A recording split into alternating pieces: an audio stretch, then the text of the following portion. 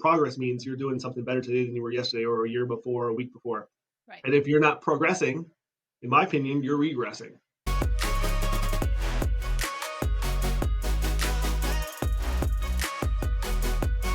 John Maxwell says leadership is influence. No matter how high your title or rank is, if no one is following you, you're not a leader. We don't just arrive as a great leader, we become more effective as we grow through our journey. Our guest today is such a great example of a leader who earns trust and creates a powerful team. He is people-focused and has such a great understanding of making people feel valued.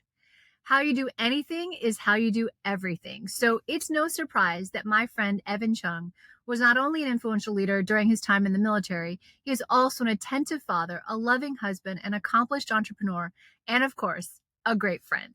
Please welcome Evan Chung. Hey, Evan. I'm so excited you're here.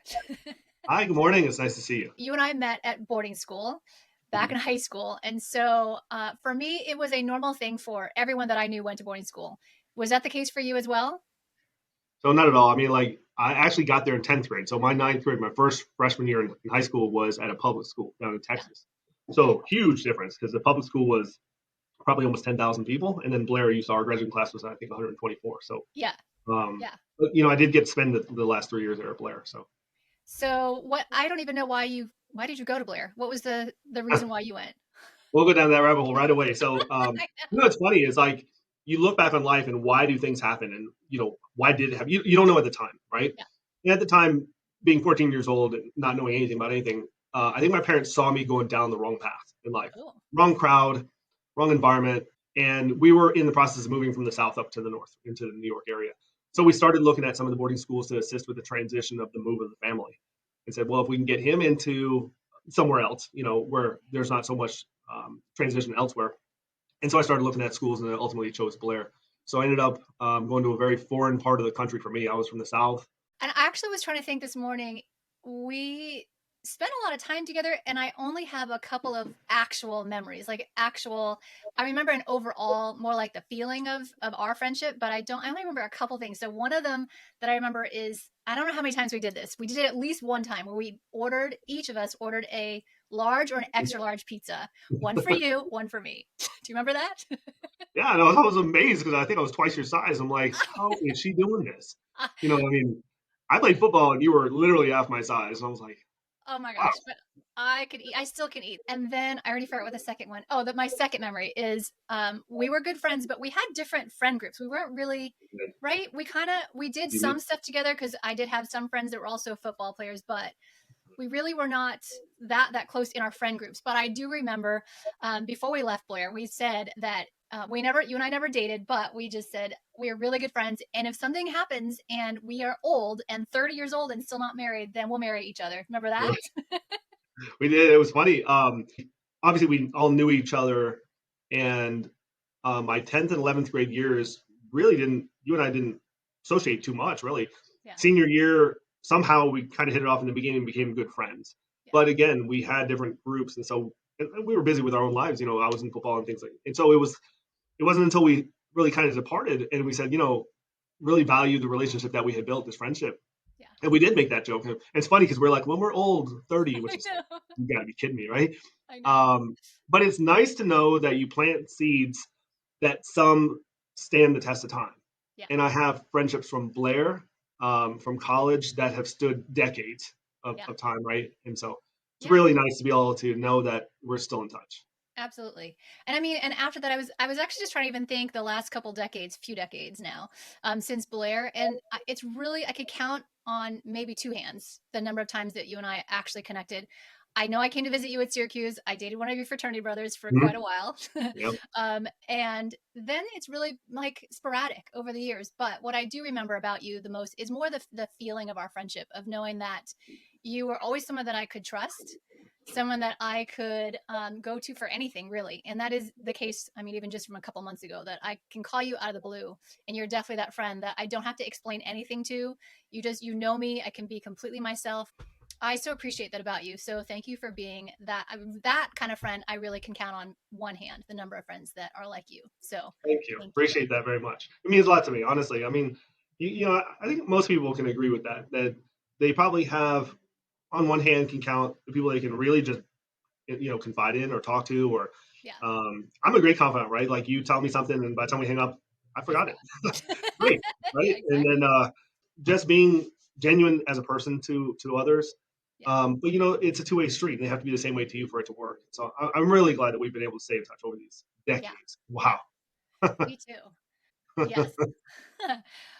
Well, so let's dive into your story a little bit. Kind of tell me where you went, what it looked like after Blair, like from the time that we sort of separated. It's interesting. I was born overseas at a U.S. Army base. My dad was in the Army Corps of Engineers. So we moved to the States when I was 7, and much had a normal upbringing. I had 2 sisters, mom, dad in the house, normal childhood.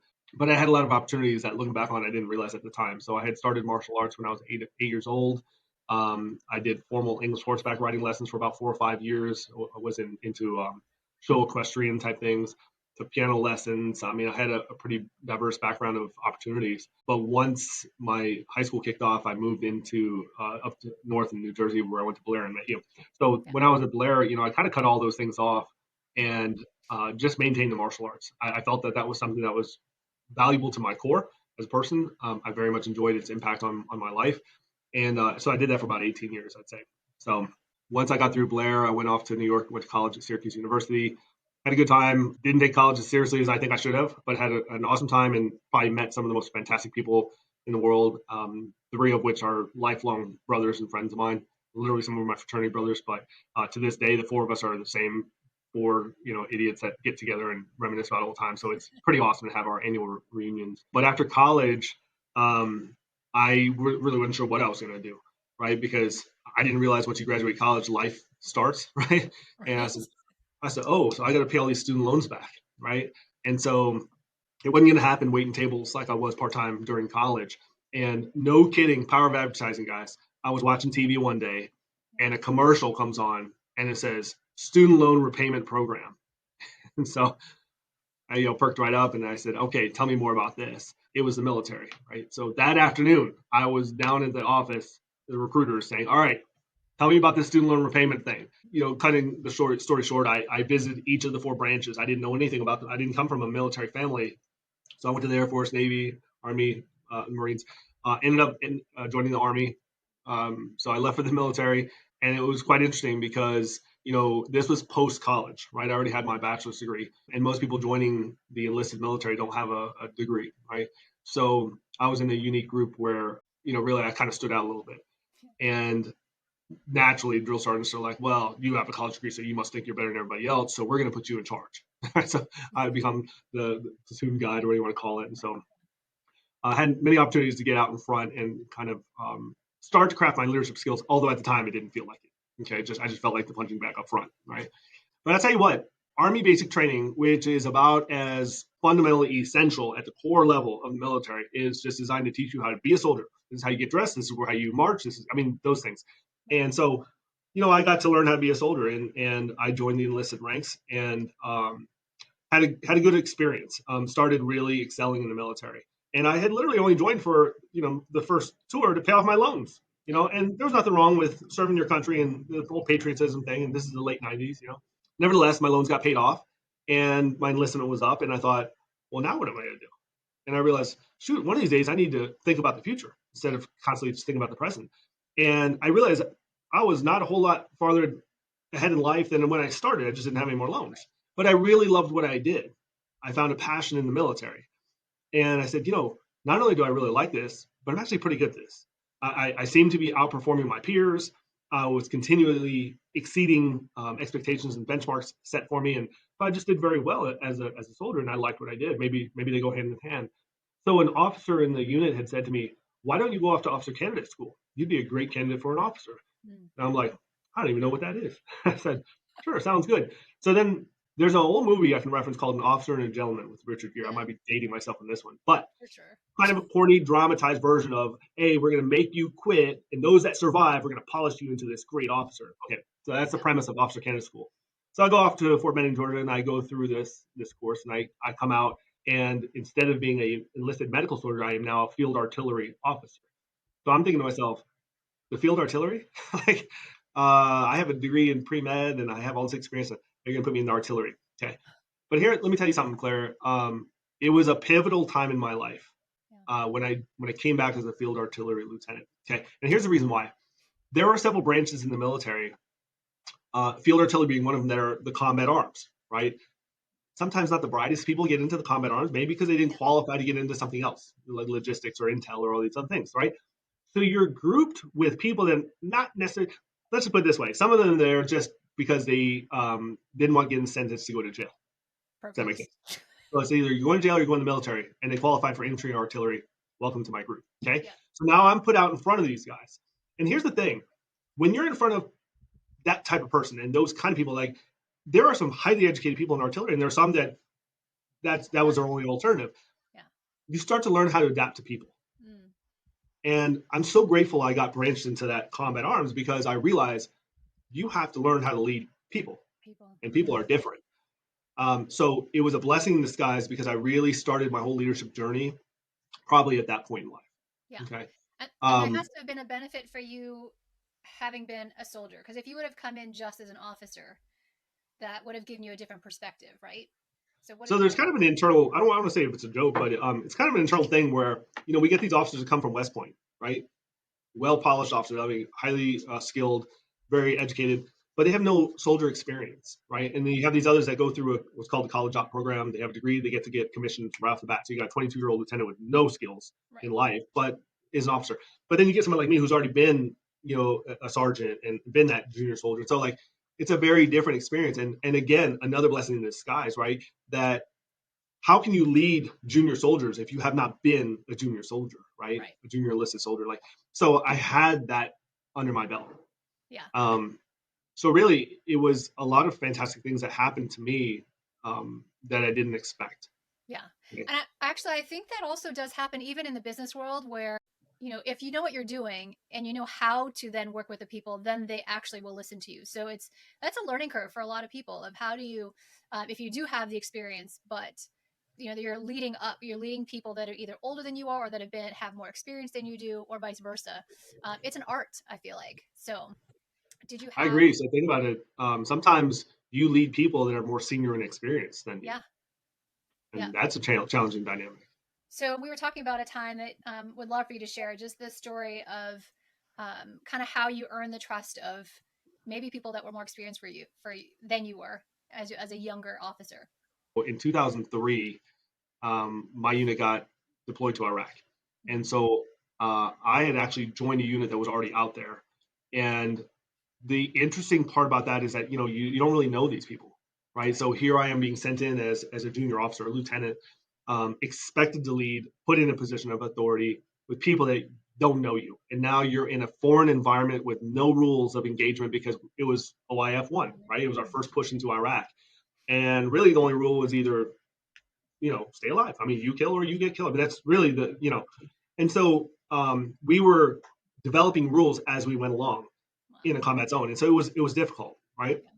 So here I come, I joined a unit that had just gotten there a few months ahead of time. And I'm put in charge of a small section, and I have essentially a platoon. And, we have some what's called non-commissioned officers, sergeants, that are far senior to me in experience. Most of them 10, 15 plus years of military experience. However, by rank, subordinate to me, right? Mm-hmm. So trying to learn how to leverage that experience and not, take advantage of it to where, well, look, I'm the one in charge kind of thing. It doesn't really work that way. So trying to learn how to complement each other so we can be an effective leadership team, right? A leadership team is always going to be better than a leadership individual. Right. And so utilizing that experience, that was something I needed to learn how to incorporate into my leadership strategy, right? Well, let me give you a particular example. So I'm in what's called Fire Direction Center. And in that Fire Direction Center, we have a staff of about 4 to 8 people, depending on what's going on, okay? And I was the most senior person by virtue of rank. However, our most junior person was a private first class. And I'm sorry, I don't remember his name, but I remember him being quite young, probably around 20 years old, a little out of shape, not your typical hard charging kind of guy, a little introverted. And so naturally, he probably, maybe even got picked on for all I know. I don't know. Mm. However, I'll tell you this much. He was the most talented and experienced computer operator as far as running the fire missions. Yeah. Just an absolute expert. Probably the best in the entire battalion, and the battalion's about 500 people. Okay. Mm. So I had the fortune of having this young guy on my team. And when everything hits the fan, nobody cares about age and all this other stuff. We just want to stay alive. And I remember having a kind of a meeting with everybody and saying to myself, you know what, guys, if PFC so-and-so, if he were to go down, we would be screwed because nobody can run that computer like that guy. We could not have functioned as effectively as a team without that guy. I said, what does that tell you guys? Everybody's 8 hours is just as valuable as the next person's 8 hours. I'm no more valuable to this team as he is. I just happen to be the lieutenant here, right?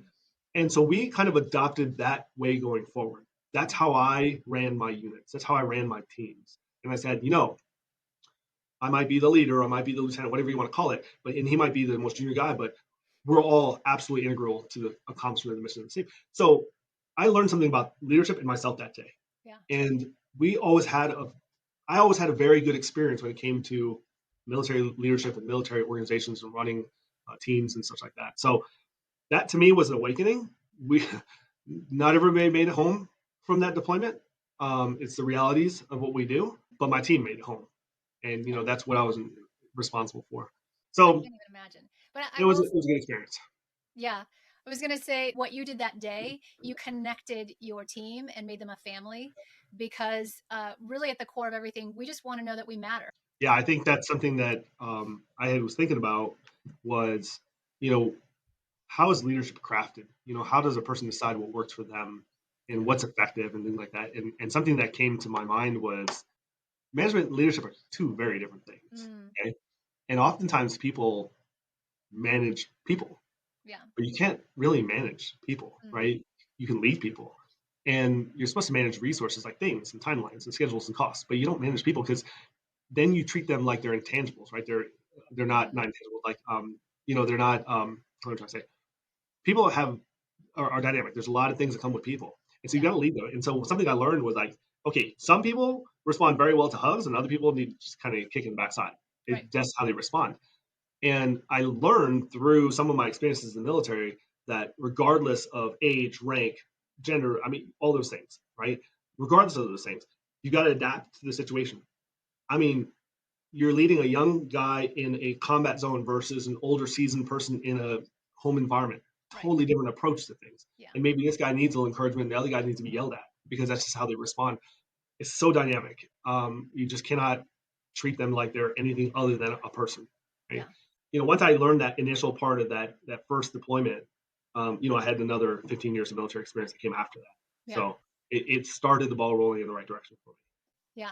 So what are some other leadership? So that one, I don't know how would I categorize that leadership quality. It's being intuitive, it's valuing people. So what else would you say are some important qualities that you gained or learned by being a leader in that environment? Well, one thing I'll tell you is there is no end state to becoming a leader and learning how to be a better leader. There's no like I've reached my goal. It's just never happened, right? And you asked me a question about what's progress. How do you even define what progress is? Well, in terms of leadership or even just in life, you've always got to be learning and growing, right? The whole term of progress means you're doing something better today than you were yesterday or a year before or a week before. Right. And if you're not progressing, in my opinion, you're regressing. Yeah. Right? Because even if you feel like you're sustaining, in my opinion, you're regressing. Yeah. So progress means you're learning from your past experience and applying those to become better at whatever it is that you're doing. Mm-hmm. And sometimes that is leading people. Yeah. Right. But in the end, a core fundamental need for leadership is you better be able to do that before you ask somebody else to do it. Mm. And I love the fact that I got screwed into becoming an enlisted soldier first before I became an officer. Because I found out later I could have come in as an officer. I'm like, are you kidding me? But now there's nothing I can ask of my junior soldier at that time that I haven't already done myself. Yeah. Do you think that it also, I don't know, I feel like you have some natural empathy. I think that's part of who you are. But do you think that it gave you more of that just by you literally were in the position that they were in? I do, right? You learn not only as a leader, but you learn as a person, right? Yeah. Let me tell you about probably one of my favorite assignments in my entire military career. I came back from an overseas assignment and I was told I was going to be put in charge of a basic training company. Okay. In the field trailer, we call it a battery. So I was going to become a battery commander. I was a captain at the time. And so I'm like, this is different, right? So I go back. I have 15 drill sergeants that work for me. I have what's called a first sergeant that's over them, but kind of my right-hand man. And then I've got 250 basic trainees and a few other staff. I've got a young lieutenant that's working for me and whatnot. Okay, so that's the picture, if you will. Okay. Now, I remember being the basic trainee on the other side of that drill sergeant. I remember what day one felt like, and it wasn't fun. I remember. Here's what I remember. I remember not even knowing who my commander was, nor really even seeing that person. I saw a lot of the drill sergeants, trust me, at any given time of the day or night. They were right there in my face. But I don't remember seeing any officers. And I thought, well, shoot. I mean, how can you be a leader if you're not even seen or known? And so I said, that's not the way I'm going to run this. So I was involved in everything. Day one, when those privates were being funneled off the trucks and being yelled at as they were coming onto the drill pad, who was right there? Me, because I wanted to see how it was happening. I wanted to make sure, number one, that those privates were not being disrespected, because it can happen. Because I was disrespected. I mean, hit and punched and no, you didn't need to cross those lines. So I wanted to protect them, but at the same time, I wanted to make sure that what we were trying to achieve that day was effectively happening. Yeah. Right. The idea was to shock their system. That's it. And so I was there every step of the way. And here's what I loved about that assignment. Right. So, for example, let's say we were going to an obstacle course, okay?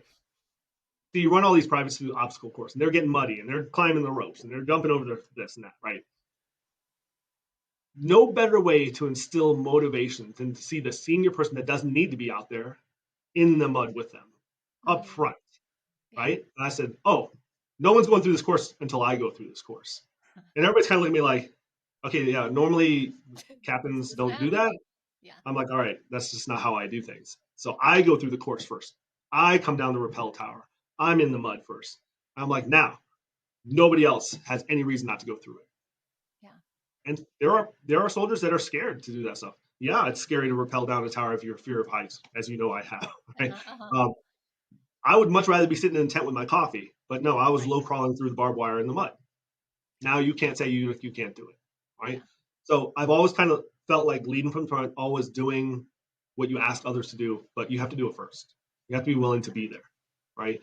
And I really love that whole experience, because here's another example that we have. One of the tasks that we have to learn is how to give an IV, okay? Because you never know when you're in a combat environment, you have to give an IV. Okay. So anyways, we had to learn it. So what we did was, let me back it up. One thing that families feared is my soldier safe off at basic training? Because they're left kind of in the dark. And I said, I never want that to happen. So on day one of basic training, I sent an email out to every parent of every kid that was under my command. And I said, here's my email, here's my phone number. If you ever have any questions or concerns, you contact me directly. So every week I would go to training events, and we would take photos, and I would compile a few, and I'd put together a newsletter, and I'd send it off as my weekly update to the parents. And I got so much positive feedback that it reinforced my behavior to continue doing this. Yeah. Well, let me give you an instance. I had what's called first aid day, where I had to learn how to do the IVs. And at the time, there were no cell phones. We didn't have time for all that stuff. Like, you would get phone privileges every Sunday for 20 minutes to call home, let them know you're alive, and then that's it. Okay, so phone privileges was a big deal. And this particular week, they were learning how to do IVs. And so I got the group of soldiers together, and I said, all right, today, somebody is giving me an IV. Oh my gosh. And so they're all, and of course the natural leader's like, I'll do it, right? And so now I'm looking in the group, because I've been interacting with the parents, and I've had parents tell me, little Joey is he's very nervous. He doesn't have a lot of self-confidence. We had to make him go into the military, whatever he wants to have. So in my mind, I'm looking for little Joey, right? And so I'm looking at, and I tell the group, I said, I'm going to pick one of you guys, give me an IV today. And if you drop a single drop of my blood, you guys lose all phone privileges for the weekend. Okay. Right? No, but if you do it flawlessly, you get double time on the phones. Now, of course, the natural kids are like, I'll do it. And I'm like, looking around, I'm looking for Joey, right? Because I know Joey has a self-confidence issue. Yeah. And I said, you're going to do it. And then, of course, he's in the background trying to hide, right? So they bring him in, and everybody's like, come on, you can do it, right? So he goes in, and of course, with about 5 drill sergeants right there, like, don't screw this up, right? He gives me an IV, and he does it perfectly, okay? Oh. So I said, don't say anything. So we go back out, and everybody's like, what happened? So I'm standing there, and I was like, how many people here think so-and-so spilled my blood today? And of course, a few of them were like, like nervous to answer. How many think he did it well? And a few more hands, and a bunch of them just don't even want to answer because they're too scared to talk to me anyway. Right? And I said, everybody gets double phone time this weekend. And everybody's like, and of course, little Joey, he I had pictures. I sent it back to his parents. I was like, your little non-self confident kid did great today, right? Yeah. And so I got to have experiences like that because that's not how it was for me. And I was like, man. And from that day on, I mean, I want to feel like hopefully I impacted this kid's confidence moving forward in life. You did 100%. Right? You did. Yes. And so it was stuff like that I really enjoyed. Okay, that all of that, what you just described, is exactly what leadership should look like, in my opinion. It's so powerful because I feel like part of my responsibility is we help people gain confidence because it makes them better at who they are, not just in the job they're in right now, but throughout their whole life. So that is a gift that is, I guarantee that gift now has impacted him for his entire life. What you did for him that day was so powerful. And again, you create the camaraderie and the trust amongst them because now they're cheering for each other. What's so powerful about all of what you just explained is that you as the leader get to decide what your environment is going to be. You don't have to rely on you on that first day, you were inspecting what you were expecting. You chose how you wanted the environment to look like, and you created it. That is like, I'm so proud of you. So Thank you. awesome. And I had fun along the way. Yes. I think that's important too. Like, it's not just me against the world or me and what I do. I mean, you surround yourself with the right people. Yeah. I mean, even to this day, fast forwarding all these years, I've got a supportive family. Yeah. My wife and the three kids, they're very supportive of me and they're very understanding of me. I've got tremendous lifelong friends that I've known. Like I said, the three Stooges I'm going to refer to. That the four of us are. We try to get together every year, and we're to even work colleagues. And I'll even shout out my assistant here, who is just an absolute rock star in the business. I couldn't do what I do if she wasn't as good as what she does. I mean, you surround yourself with important, powerful, and impactful people. Yeah. And those that are not able to do that for you, you keep them on the outer ring and say hello and go about your day. Yeah. Right? Meeting someone like you, and it's so funny because our paths kind of mirrored each other a little bit in the entrepreneurial world, right? In the end, and no wonder we've stayed in touch. Yeah. Right? No wonder we get along and have the same mindset. Right. But I had to go through a career of military to come out on the tail end and figure out what I really want to do when I grew up, right? And so as I got out and tried to figure out my next chapter of life, led me to where I'm at now. Yeah. But I got to lend on all that experience. Yeah. No. So how long were you in the military? Just shy of 22 years. 22 years. So that is a lot of leadership experience, is a lot of foundation to land on. And so, and then we didn't even talk about your family at the beginning now too. So tell us about your family. So you're married, you have 3 kids. How old are the kids? And how did you meet your wife? So Nicole and I met at a military school. So she's military as well, right? So we, after my stint in the field artillery for 10 years, and I got to play soldier, shooting cannons and all that stuff. I went into the business side of the military and into acquisitions, and that's where we met. She was coming in from her basic branch of logistics, and then I came in from the artillery side. We met in the acquisition school. We became contracting officers, and then started doing that line of work for the remainder of our careers. She was a captain coming off company command. Same with me. So she had her young son at the time, young Trey. It was, I think, 5 years old when I met him, and then I had my 2 older. They were a little bit older at the time, teenagers. And so we kind of Brady Bunched it together, right? And we became a family, and then we ended up in San Antonio, Texas. Yeah. And now, all these years later, now the youngest one, Trey, he's now an 18-year-old freshman at University of Incarnate Word here in San Antonio, and then Hunter is a senior in college at A&M, and then Kiana is my oldest. She's 25, and she lives here in San Antonio as well. So family is a big deal to me, right? Yeah. No family is perfect. It's roller coasters, just like life is. But it's important to me, right? I think it's a human value. And so we have my mother who lives here, and her parents who live here, and so like we have a lot of family, and so we take those opportunities to appreciate those relationships that we've had. Yeah. But yeah, we did ultimately meet in the military, and then we both retired. Yeah. Awesome. Okay. And so then after the military, so now you transitioned out, and how was the transition for you? Was it an easy thing? Did you know what you wanted to do next? Transition's a little bittersweet for me on this one. So had intended. I like to set my goals very high. Like I look at the stars and I was like, someday I'm gonna be a general in the military. And so I always thought I was a general's aide at one point. So I was like, oh, I'd like to be a general someday. That'd just be Yeah. pretty cool because you could affect so many things, Uh-huh. right? I remember being a captain and being able to affect people's. And I thought, Right. imagine if I was a general, Yeah. Well, I went to Afghanistan in 2016 for my final deployment, and it didn't end well.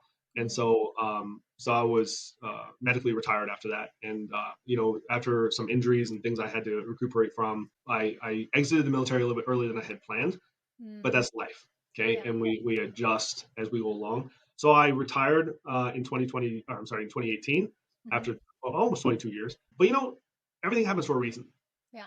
Right? And you don't always know why at the time. So I get out of the military and I thought, well, I don't want to do anything for a little while because I've been doing so much for so long and I'm retired. And so I tried to be retired. And that didn't go so well because I just don't know how not to do stuff. Yeah. I mean, there's only so many game shows at 1 o'clock on Tuesday afternoon you can watch, Right. And when you're going to the gym in the middle of the day and you're by far the youngest one, it's like, okay, I need to go do something with my life. So I decided to get a job because that's apparently what you do, right? You go get a job. So I got my resume together, which I had no idea how to do that. I ended up getting a job as a contracting program manager, and I just did a corporate job for a little while, and I thought it was, 6 figures and suit and tie and the whole works, and I thought, oh, okay, cool, this is neat. Until you realize, like, this is no fun.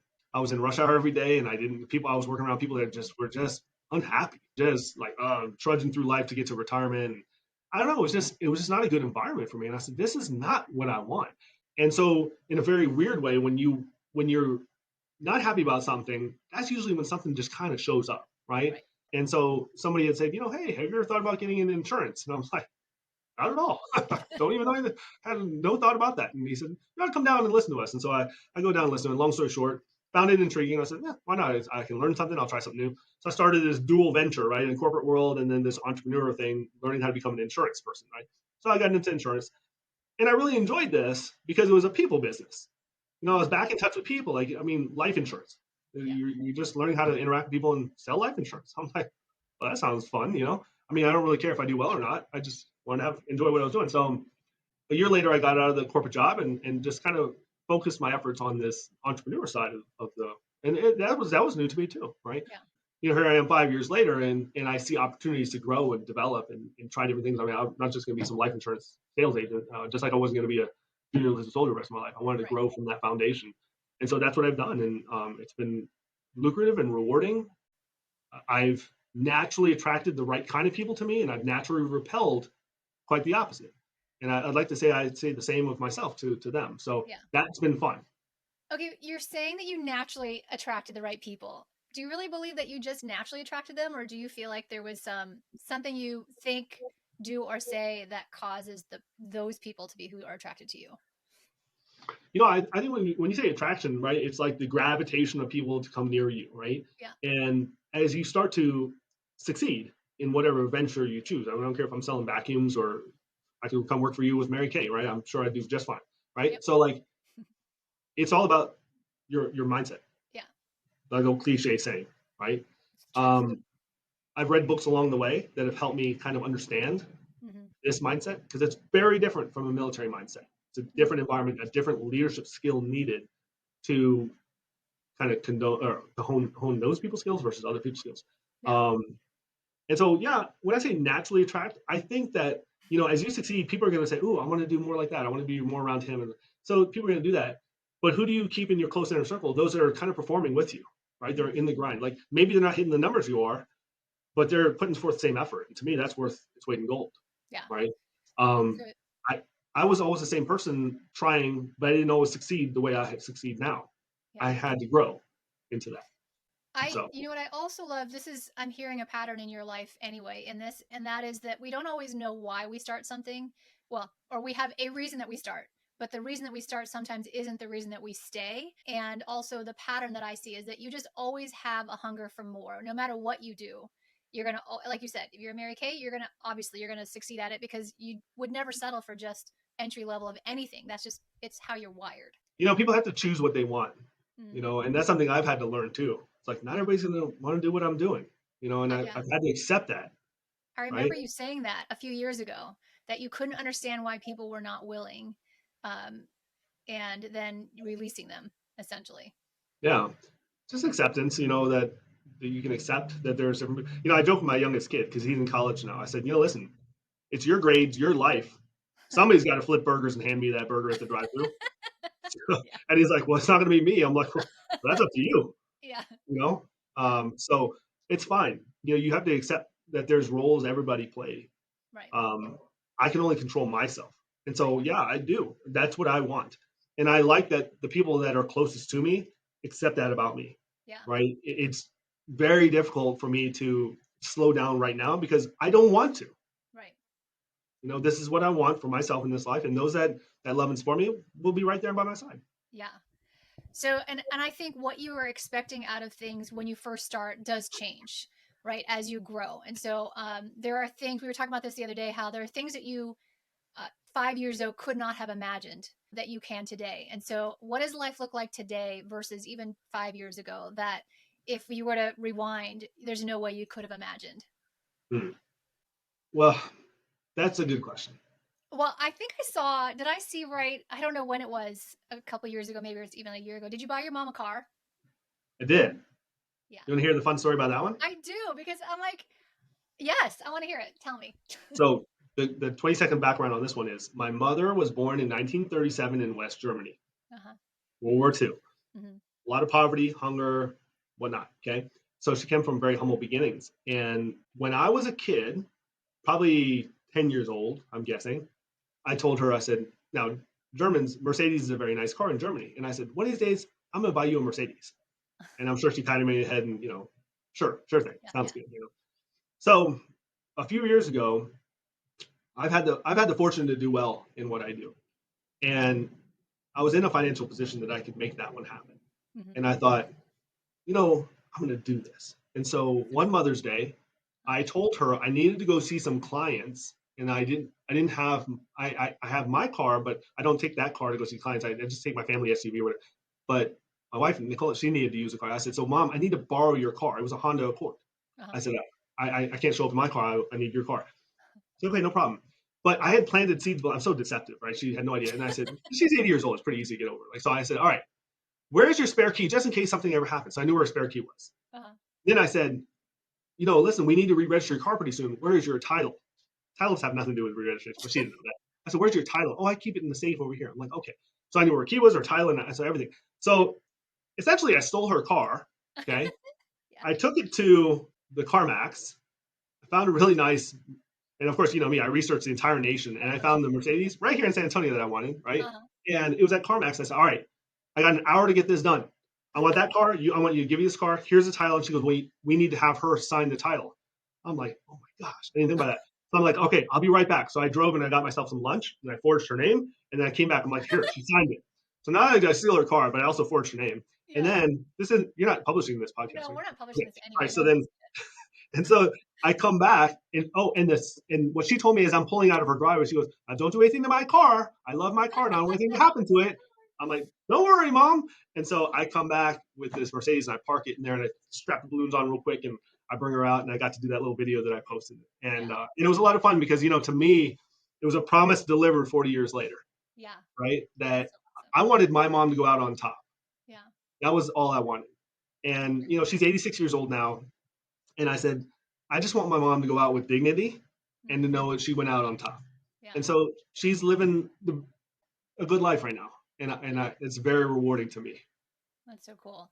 But I mean, in the day that you were watching that ad to pay off your student loans, I mean, I'm sure that was in there somewhere in your mind, but I'm sure you could not imagine that would be you someday actually giving her that car. No, I mean, you asked me the question, could you imagine where you are 5 years ago? Yeah. No, I can't even tell you where I'm going to be 5 years from now. You have to put a little thought into that. But I will tell you this. You should have a 5-year vision statement. Mm-hmm. If you don't know where you're going in life, you're kind of wandering around aimlessly. So you should have a 5-year vision statement. Yeah. So did I have one 5 years ago? No, because that was not my mindset at the time. Right. Now, of course I do, right? And I absolutely have clear vision of what I'm intending to be in 5, 10, 20 years from now. Because I need to screw up somewhere. And I don't know where I'm screwing up if I don't have a goal. So I need to know where I'm ending up, right? And so, I did not know where I would be. Yeah. And I certainly couldn't have told you I was going to be an entrepreneur and running into business and Right. things like this. But I think that we set a goal or we set our sights on something. We set it for as big as we can see in that moment. We go after it. Sometimes we hit it, sometimes we don't, but we at least move towards it. And then once you get closer, then all of a sudden you can see bigger. When I was asking you that just now, I was thinking of our conversation the other day when you said, I think it was because they were doing something with your pool, like that you had designed it. I'd asked you about that, but the comment you made was kind of this is not our forever home necessarily. This is like our dream home for right now.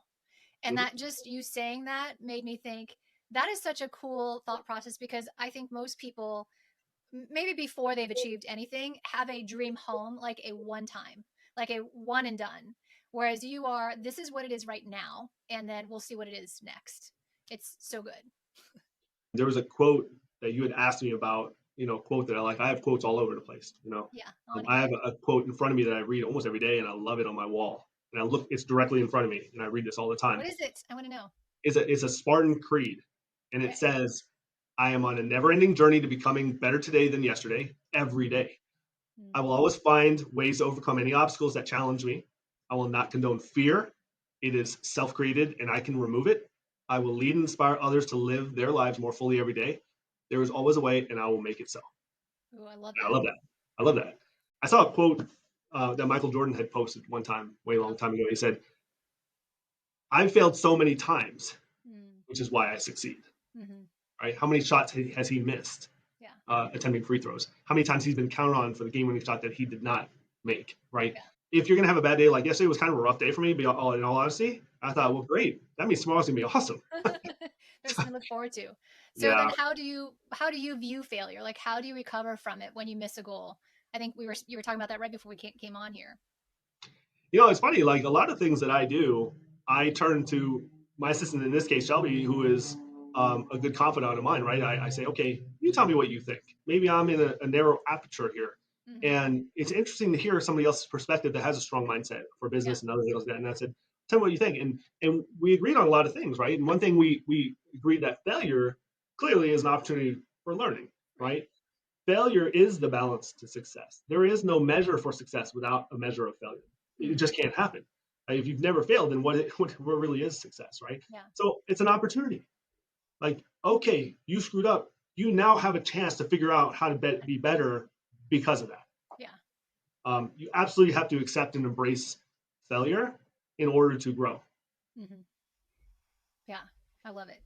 So I remember also talking to you about like what is the reason that you work so hard in what you're doing? What's your platform? What's your impact that you want to make? Who do you focus in on when you're working on your new business? I guess it's not new now, but I guess what kind of drives me now is I'm thinking like, okay, I see how my parents were, I see how I'm at, and then I see the next generation, which are my kids. Okay. And I can take that same structured model with anybody's family and do the same thing. I said, okay, well, here I am. Let's say I'm 51 years old now, right? So I'm halfway through life, if you will. Okay. And I said, all right, how am I to leave a legacy? How am I to improve the next generation? How do you leave the planet better than when you came in? Mm-hmm. Okay. Now, I'm not going to go solve some of these crises that are going on. I don't know how to put California out of fire. I don't know how you guys are on fire and flooding at the same time, but I can't figure that one out, right? But we're special. How can I leave things better than where I started? Well, I can start with myself and my own family, right? And I thought my parents didn't have the financial security that I have, and so natural progression means my kids should be better off than where I'm at. So I'm trying to figure out if I started investing when I was in the military when I was 24, let's say, whatever it is, well, I already have my kids their retirement accounts are already set up. They're already doing their thing. Now they don't know what they're doing, but I do, right? And so it's creating that generational wealth. And I thought, well, if I can create that sense of security and that freedom of autonomy from being restricted, well, maybe I can do it with other people. Mm-hmm. And so my whole goal really is to help people open their eyes a little bit, right? Don't just blindly follow me because I say, well, invest into this. Let me educate you. Yeah. Okay. So that way, maybe we can get to your kids. And then I have accounts started for kids that are just like literally being born soon. They're like, I want to start my retirement account. I'm like, well, your kid's not even born yet. Right? They don't even exist. So like, that's the kind of stuff I'm talking about. It's like improve others. Yeah. Right? And empower them to be a part of that. Right. Okay. And so you asked me the question of like, what's my platform? What's my legacy? What am I trying to do? Well, I start with what I can affect the most, and I continue outward from there. And I help empower others. Everybody has their own goals. Maybe not everybody wants the same thing I'm trying to achieve for my family. That's fine. But if I can teach them the mindset Yes. to improve whatever it is that their goal is, Yeah. great. Then I feel rewarded that I had a positive impact on them. Yeah, I do. I believe people are brilliant. They really, every single person has a genius of some kind.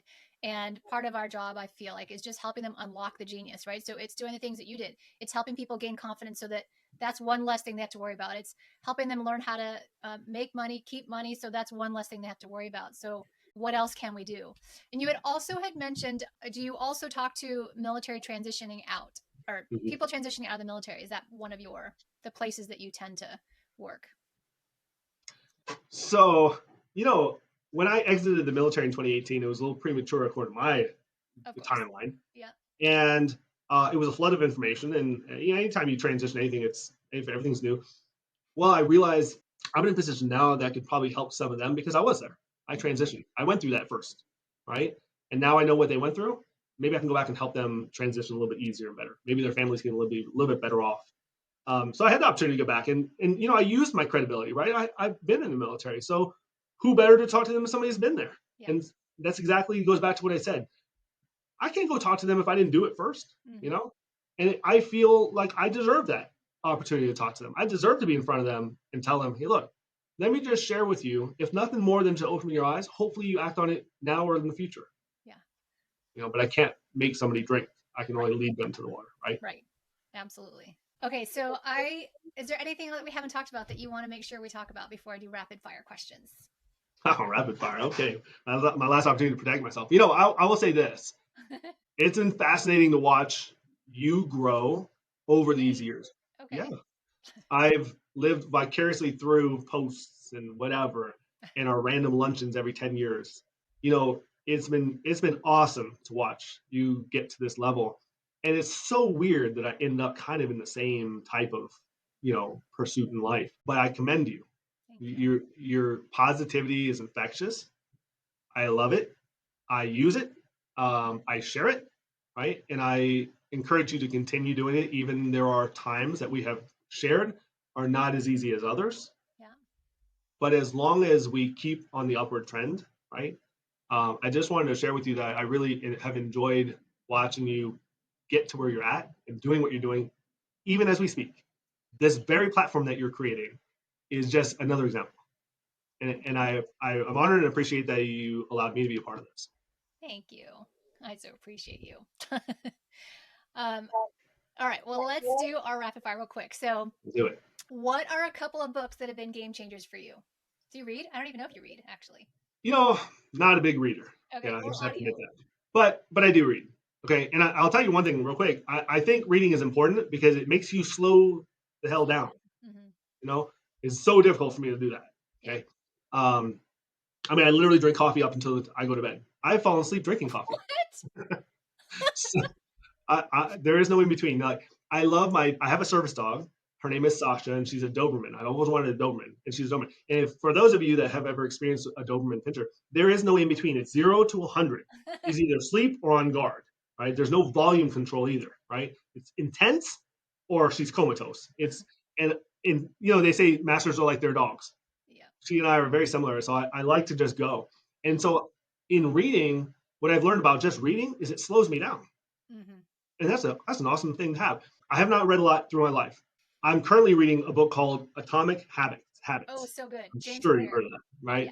Yeah. And I need to do better about slowing down so I can read more at a time, but I just pick it up and I read excerpt and I put it down in a closed book, right? Yeah. I have the simple books like Who Moved My Cheese and 1 Minute Manager that I can read over and over because they're like this small and that's my time span, right? So I've read those multiple times. Millionaire Mindset, The Millionaire Mind, that was a great one that I've read.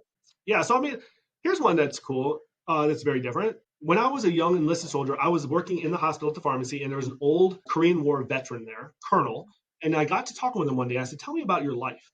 And so over lunch, he told me about his life. Mm-hmm. Wow. He was a junior enlisted soldier in the Korean War and was field commissioned because somebody else had died. They commissioned, he became a lieutenant, and he led and I was like, in the description that I heard from him, right? So I said, I was born in Korea, so I have a natural inclination to be interested in this. So he recommended a book to me. Mm-hmm. And I went and bought this book, and it detailed the Korean War from a very raw perspective. Uh-huh. Now, I read books on leadership and mindset and Yeah. growth and all this other stuff. But when I read that book, it took me to an emotional, raw state that was very vulnerable. Mm-hmm. And I realized how humble we should be in life. Mm.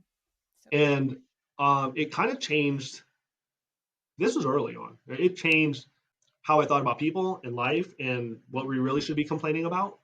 You know, you can become a senior grade officer like I was, but are you really any more important than that young kid in his first year? Not really, right? Being a leader, you have to be humble, and also being, like you had mentioned, an emerging leader, something that's growing, that you have to have humility as well. Mm-hmm. That book taught me a lot about that. Okay. What about, do you listen to podcasts, or how do you consume? I know you do, actually. What do you listen to, or who do you listen to? Well, I'm a huge nerd, so when I'm on the treadmill, I'm actually watching product videos Oh, on what geez. I do. I know. And then sometimes when I'm driving, I'll listen to different podcasts. Here's one I'll tell you about that we kind of had a laugh about this here in the office before we started here. Jay Shetty. Yeah. Okay. My wife has been a big fan of Jay Shetty. So Mm-hmm. I surprised her with a trip to Toronto to go see Jay Shetty. And I bought the VIP package so we could go meet him, take his picture, and get his book signed and all that stuff. So Yeah. because she was a fan, I started watching him. Mm. And because he's so good at what he does, which is completely opposite of what I do well, I was like, man, I could really learn from this guy. Like every word he says is absolute gold to me because I can't seem to do any of that stuff. What are you So, talking about? like the whole empathy thing and lovey dovey and all that. You So, do it. You just don't realize you're doing it. I know. So it's funny because I do watch his podcast. I do follow him religiously, and Yeah. he's very good. So yeah, I watched that one. I follow that one. I follow a lot of obviously in industry ones, in the financial sector and stuff like that, Yeah. just stay on top of things. And I follow a lot of personal fitness, physical fitness podcasts. There's a number of people that I watch. There's a guy named Dr. Michael Diamonds. I follow him religiously because just their approach to physical fitness, to me, physical fitness is very important. As you know, I've always been somebody who I love exercising, love working out, love cooking, all those kind of things. So I think personal physical fitness is important. Okay. And then do you have, well, you're reading James Clear now, but what is one keystone habit that you think you already own? Maybe you don't even know you own it. A keystone habit that I already have. Yeah. I'm a very routine kind of person. Okay. Okay. And routines are very important to me. I try every day to start the day by going out to the dog park with my dogs and just being outside. Not no canned air, not being confined to buildings and people and stuff like nature, my dogs, walking, just being outside. They say you're supposed to have 30 minutes of sunlight every day anyways. So there you go. Check. Right. Check. I try to balance my life. Like I think that it's important. My habits are my routines. Right. And I think that one reason why I like this book that I'm reading right now. So if you break down Atomic Habits, right, all it talks about is atoms are like your single most fundamental thing that have a tremendous potential for anything. Yeah. And habits are something that you do instinctually, right? So I'm thinking to myself, okay, well, me as a person in this world with a ton of potential, right? Am I in the right routines? And I learned this past year that I have sacrificed some of those important fundamentals, such as physical fitness. I did not stick to those as much as I had in the past. And I'm realizing, I'm like, well, shoot, that's important, right? Yeah. People, sticking with routines of reaching out and talking to certain people. I mean, you've got to maintain those relationships and cultivate, otherwise they'll die off too, right? Yeah. So a keystone habit of mine is sticking to those routines that are important and like getting back to what's fundamentally important to your core of a person. For me, yeah. Love it. Okay, and what is one quality that you do love about yourself? I really like the fact that I care about people. Like sometimes too much, and I've had to be pulled back in by those that are closest to me because I will go above and beyond to a point where I'll enable them to not do for themselves, and I realize that, and that's a fault. But I don't see it as a fault. To me, like that's a quality I really like about myself, and I never want to lose that. Yeah. I never want to lose the fact that I will care about somebody more than they'll care about themselves sometimes. And I can't do that for everybody in this world, but I try. Right, that's my goal is to do that for everybody, which obviously you can't. But hopefully, if I impact some, hey, that's a nice balance for me. Yeah.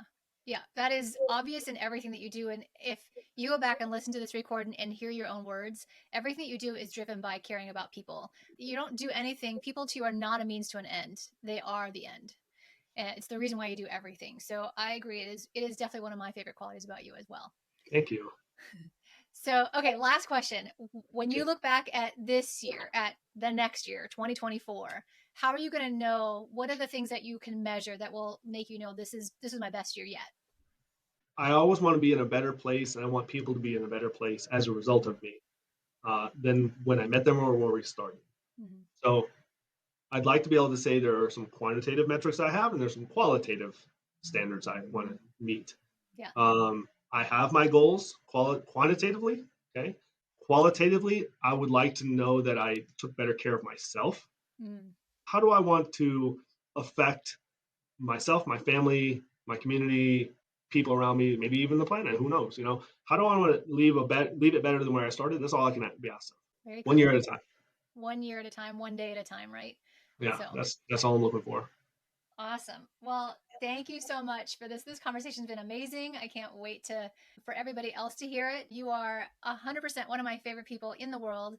I'm so grateful that we met when we were 14 or 15. That was a long time ago. It was. But we have more than 50 more years to go, and I can't wait to see what your life looks like and what you do affect in the next half of our lives.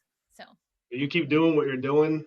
You have a positive impact, as I've admitted on this podcast with you, on people around you that may not take the time to take that advantage to tell you, the opportunity to tell you. And so that's why I want to make sure I get that in there.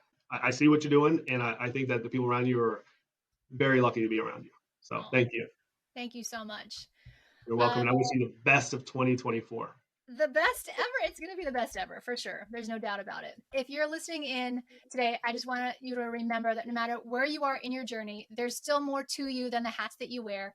There's more in you than you can even imagine. And there is more for you out there just waiting for you to receive it. So have the courage to take the first step and amplify your life.